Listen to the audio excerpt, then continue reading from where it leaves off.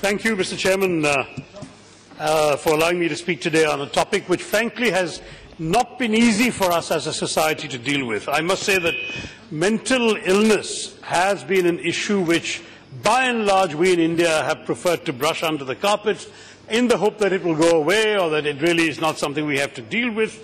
But the fact is that we do need, Mr. Chairman, to acknowledge, to understand it, to take measures to do something about it, because the big elephant in the room is, in fact, the fact that every one of us actually knows somebody who has a mental health problem. We don't realize it, we may not like it, we may not be aware of it, they may not be conscious of it, but I can assure you not one of us in this room has failed to come across all in their public life they have all problems. Sir, Mr. Chairman, you're right, the problems are there, but we have not been giving this issue the importance it deserves, and that's why I think this debate is an important one. As our Honourable Minister has said, we owe it to ourselves, to our loved ones, to the future of our society to find solutions and grappling with it. We must stop looking the other way. Now, as a Congressman, Mr. Chairman, I am proud that this bill was first brought to this House in 2013 by my esteemed colleague now in the Rajya Sabha, then the Union Health Minister, Mr. Ghulam Nabi Azad. He recognised early the necessity for India to take proactive steps to protect the well-being of our citizens.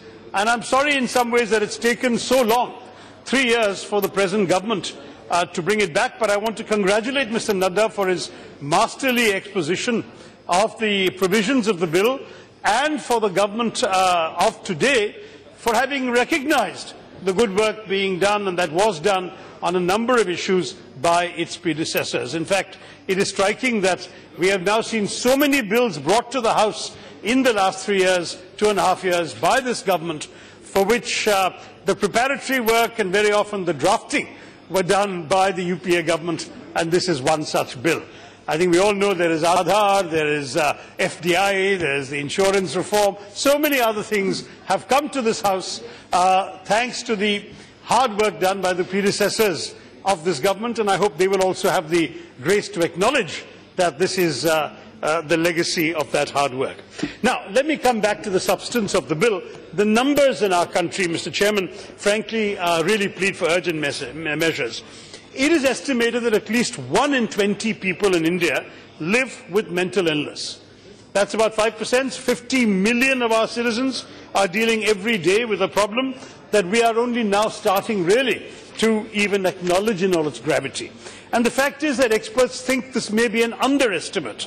By 2020, as much as 20% of our population might be affected by mental health issues.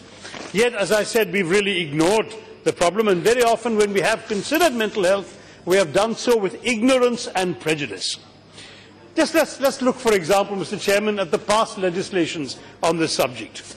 We have, for instance, the Lunatics Removal Act of 1851, the first legal provision on the subject, the Indian Lunatic Asylum Act of 1858, the Military Lunatics Act of 1877. Perhaps we may think they've all gone to the other side of the border, but still military lunatics had an act here. The Indian Lunacy Act of 1912.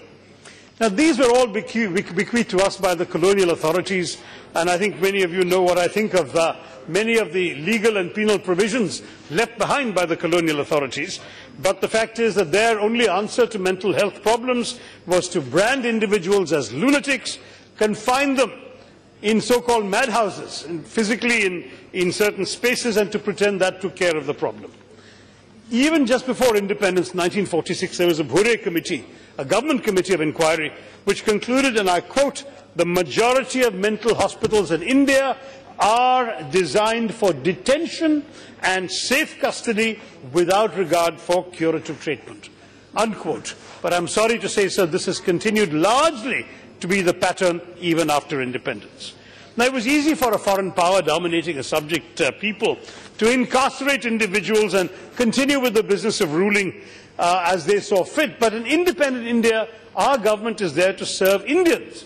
We must look after the health and well-being of our own people. We owe it to our people to find answers, not to just brand them as lunatics and look the other way instead of giving them assistance.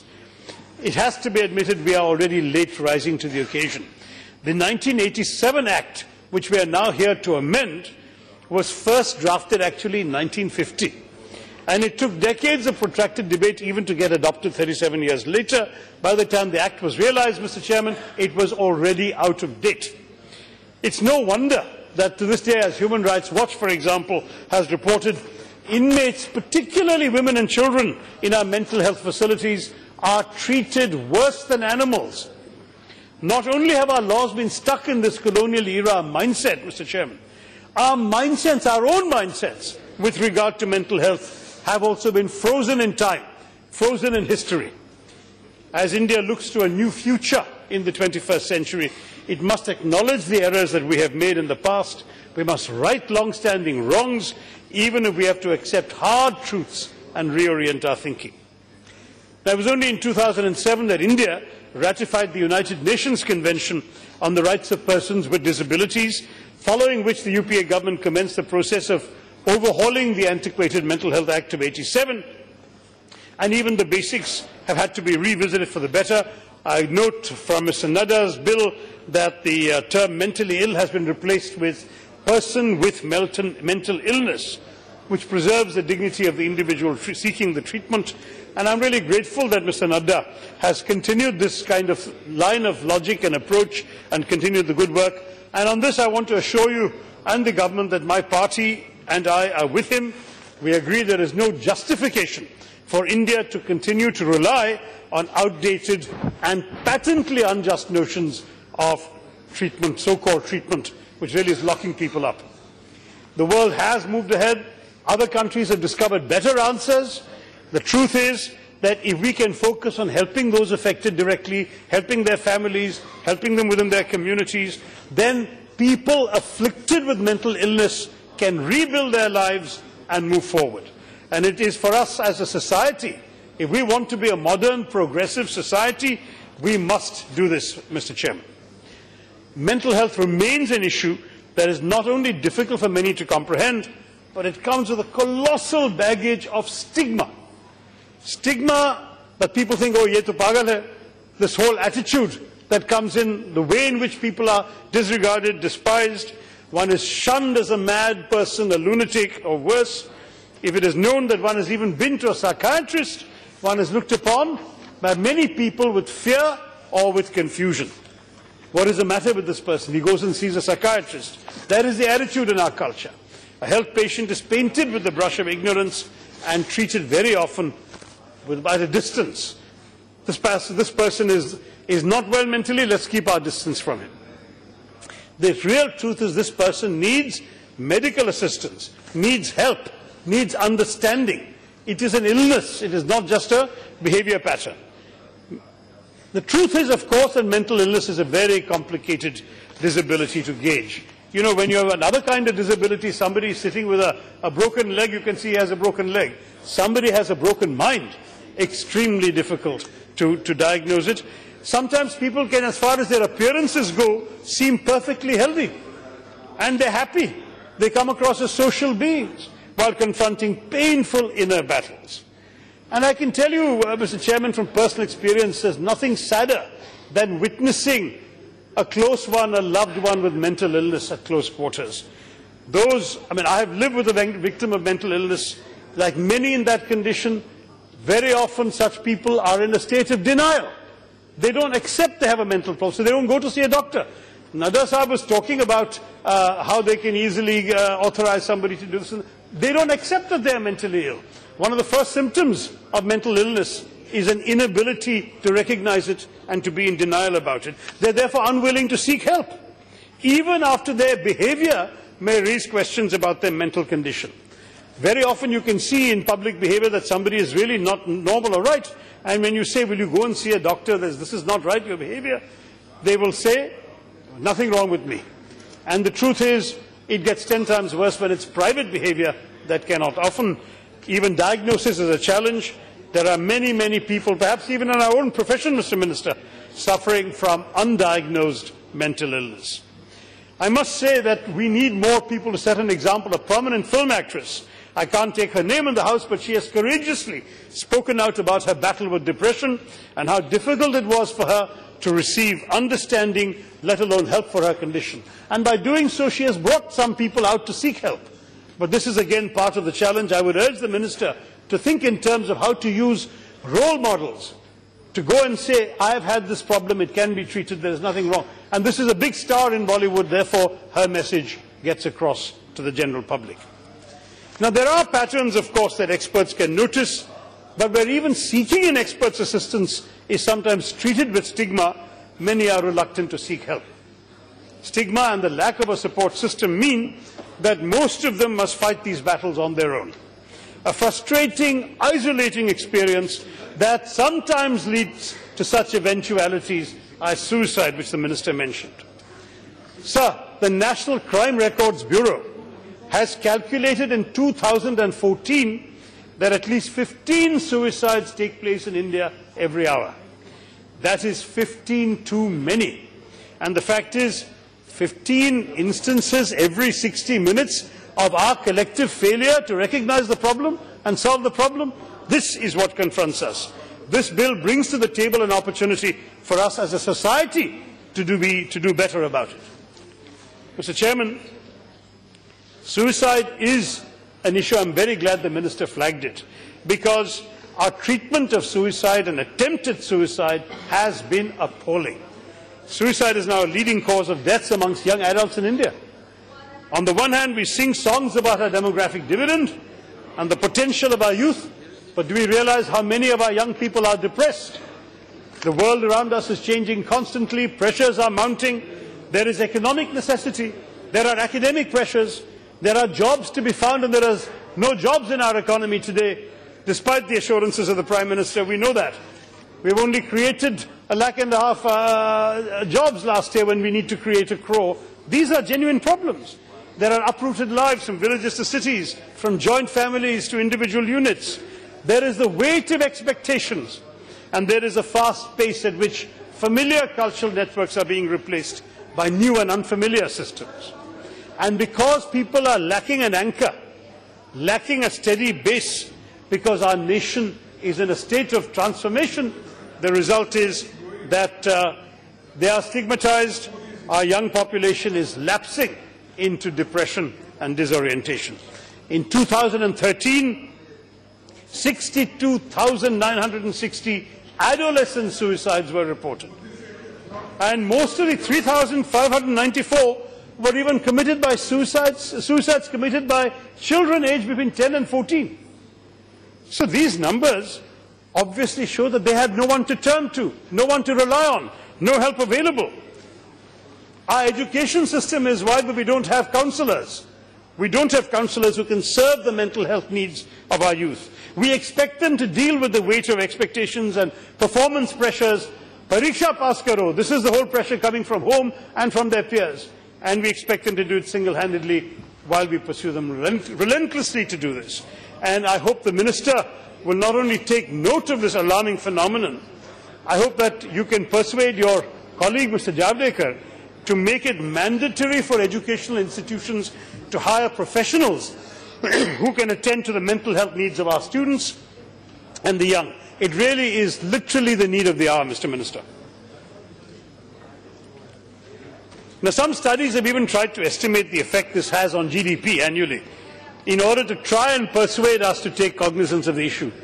I'm not going to equate human life to any monetary equivalent, but let me say that our children are our future, and as more and more are falling prey to mental illness, to brush the issue under the carpet is to handicap the future of this nation just to satisfy prejudices.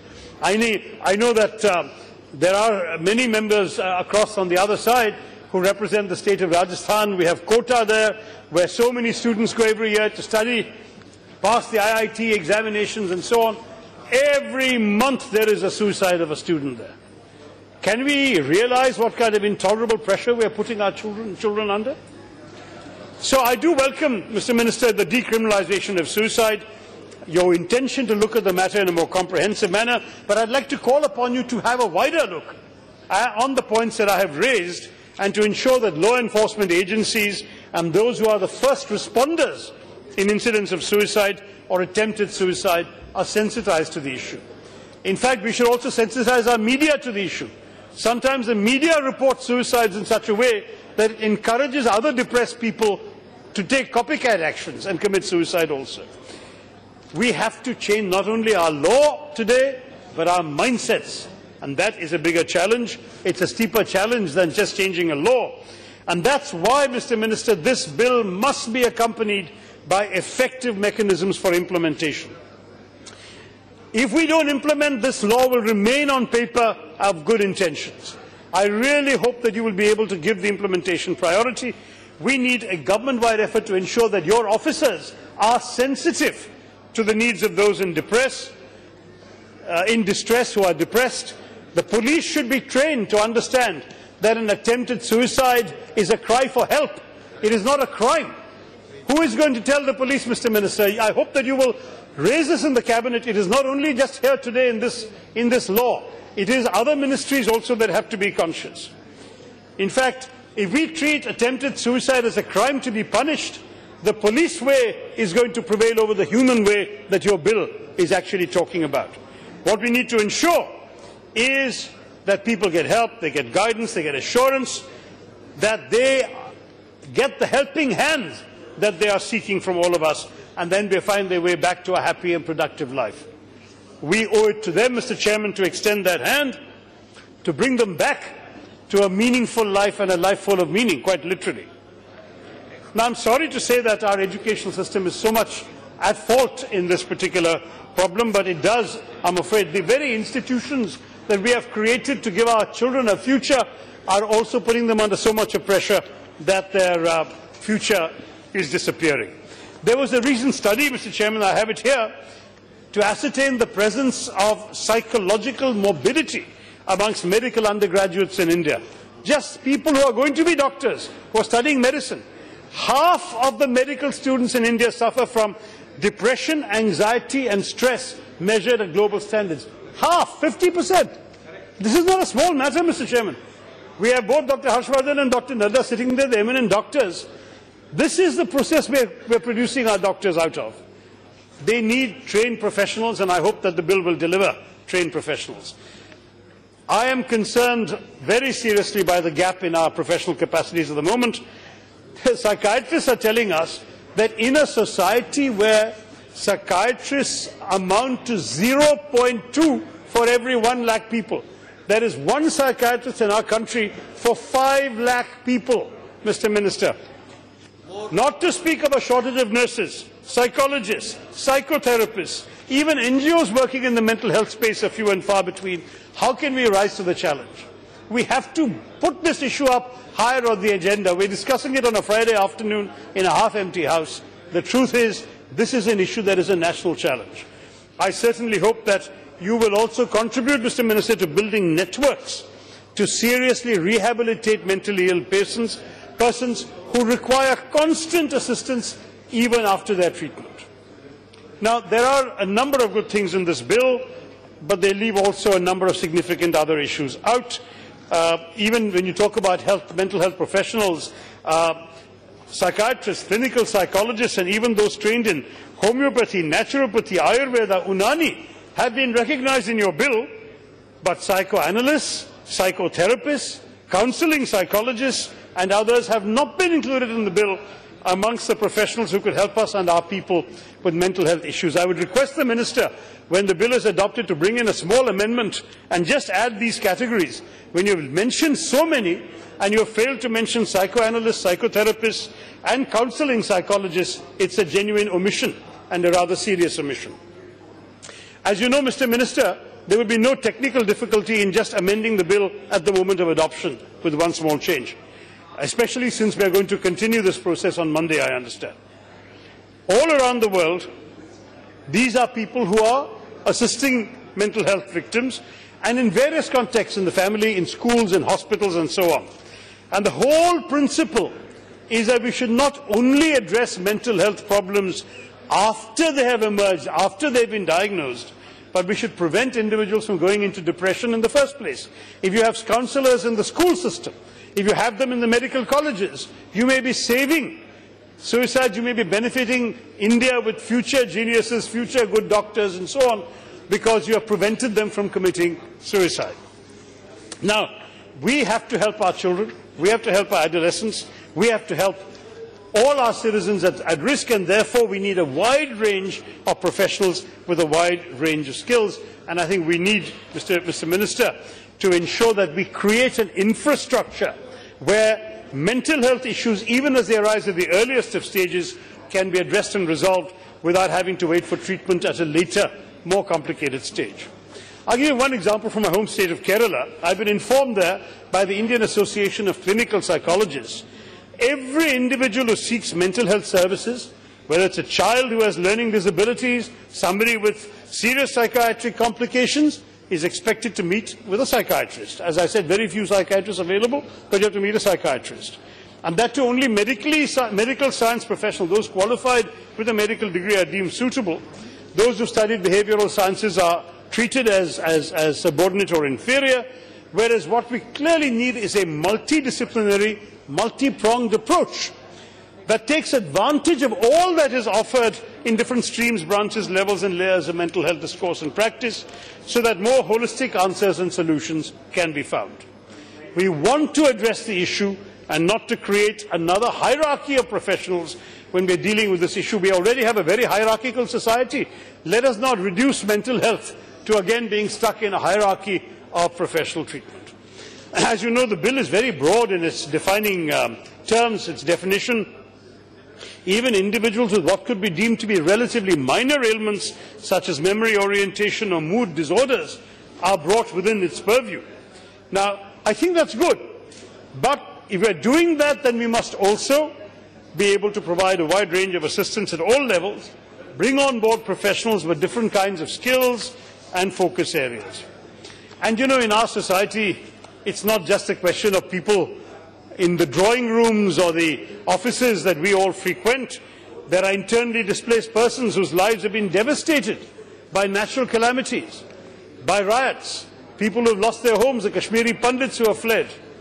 What we need is psychological first aid provided by relevant professionals. They cannot be herded into the clinics of psychiatrists. They'd be overwhelmed by the sheer scale of the problem. What we need, it seems to me, is different degrees of support for different kinds of professionals. You know that our military has been neglected. I've tried to raise the question in Parliament. It didn't get asked, but I think a written answer is coming. The military has a crying need for treatment for post-traumatic stress disorder. And it's not just after military engagements. Obviously, they have some real issues there. But even during prolonged periods of service in high-tension environments, such as the LOC in Kashmir, sometimes in Northeast and so on, they need psychological counselling. Tomorrow, sir, we cannot afford a situation where one of our soldiers, a man with a gun, becomes mentally disturbed. The consequences could be very serious for the morale of our armed forces. It is cheaper and wiser and more far-seeing to just have mental health professionals available in the army to counsel people in high-stress environments.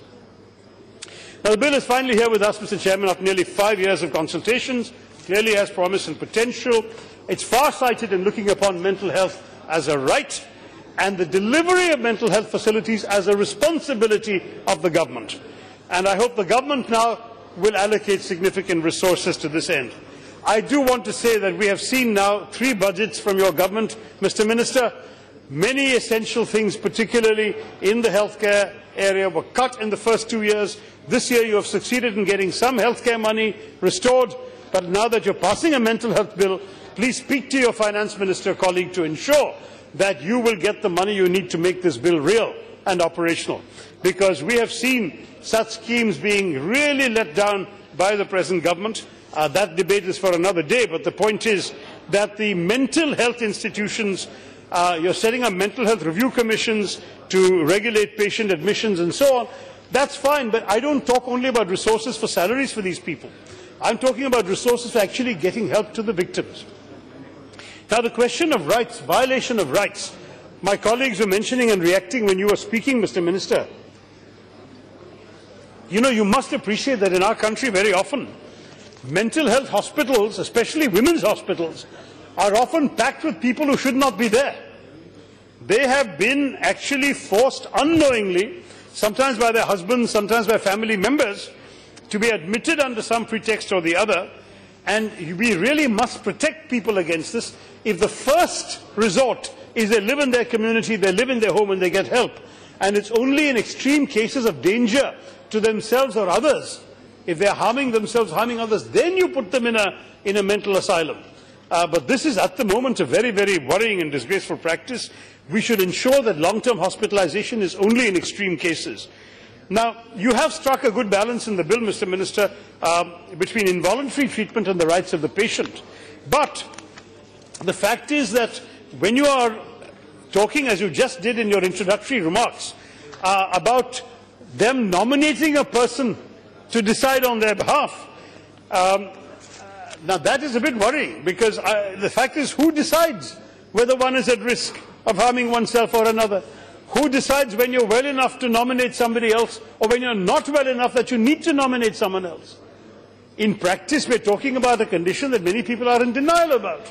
If the people who are in denial are then expected to nominate somebody else, they won't do it because they say they're not ill in the first place. Then, if the nomination is coaxed under duress, or a signature is forged or anything else, you're suddenly subjecting a person to involuntary treatment.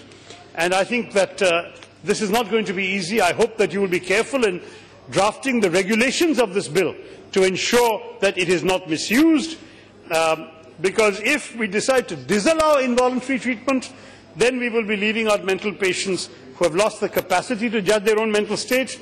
But if we give people unsolicited powers to impose involuntary treatment, to lock up people, incarcerate people without adequate medical evidence, then we are actually opening the door to abuse and misuse. So by instituting review procedures for hospitalization and leaving room for medical institutions and family members to take action on behalf of a patient, I think we should really strike, Mr. Minister, not just in the bill but in the regulations you will write to implement the bill, the right balance, the balance that we have lacked so far, and I do want to applaud you for the steps you have taken in this bill in that direction. Now, I am glad that the drafting of this bill was inclusive. As the Minister mentioned, a wide range of people have offered comments, suggestions, expertise, civil society, medical professionals, and indeed I think we should today appreciate the efforts of the previous government and Sri Ghulam Nabi Azad, who offered us a well-rounded bill, and of course to Minister J.P. Nadda for keeping up the momentum and bringing it to us today. The bill will inevitably require refinement from time to time because the world is moving on. The treatment of mental health illnesses is getting more sophisticated each year, and we have to keep being prepared to have to amend our provisions. But I do want to say that, the issue of mental health in our legislative process needs to find an important place, needs to accept the progress being made in today's bill, but also that newer methods and solutions may be found. Some may raise questions, Mr. Minister, are we overreaching? Is our society really prepared for a bill of this nature? Might it add to the stigma with which victims are seen? Legislation, laws sometimes have to take a leap, and we have to move sometimes not only with the times, we have to move ahead of the times. Just earlier today, somebody was pointing out the judiciary keeps moving ahead of us. Let us for once not give our friendly judges the opportunity to say that we are behind the times on something like this, and because of some PIL come up with new farther-reaching things. Let's pass this bill soon, and let's make sure that this landmark legislation you have offered us today, Mr. Minister, is implemented quickly with good regulations and is kept open for amendment as we need in the future.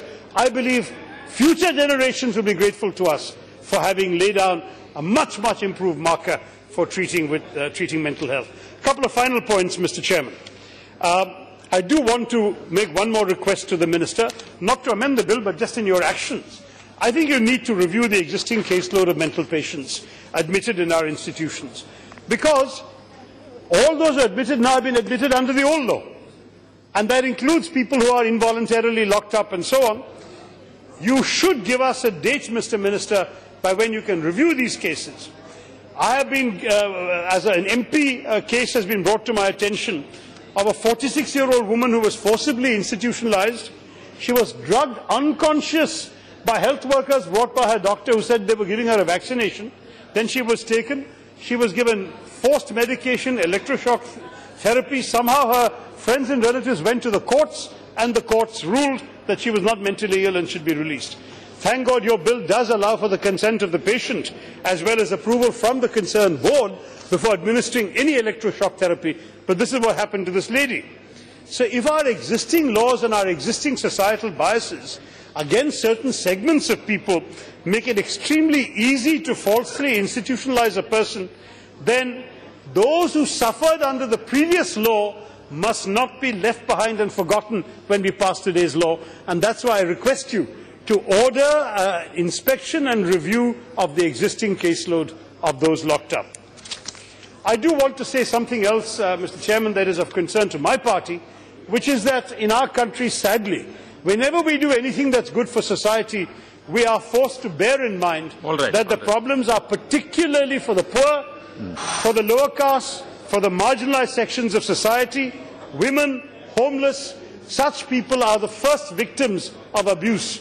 And I want to request you, we must take monumental steps to reduce our social biases, restore the right of life with dignity that is fundamental to each person, and we must make sure, absolutely, our airlines, just today we are talking about an MP misbehaving in an airline, and certainly action must be taken, but I can tell you about an airline misbehaving with a mentally handicapped person suffering from cerebral palsy, who was forced to leave a flight. People who have physical humiliation, deformities are facing humiliations. But the fact is that because mental problems are not available, Mr. Chairman, one minute, I'm just finishing. We must change our attitudes, Mr. Chairman. We must change the attitudes of society, but all public servants must also have a constructive opportunity. Let me once again conclude by welcoming this legislation. I congratulate the Minister for rising to the occasion. Let us all as a society rise to ensure that our citizens do not fight these battles of the mind alone. Let us tell them that we as a people are here to support, to help, to hold their hand until once again they are able to stand strong and lead a healthy, happy and self-determined life. Thank you, Mr. Chairman.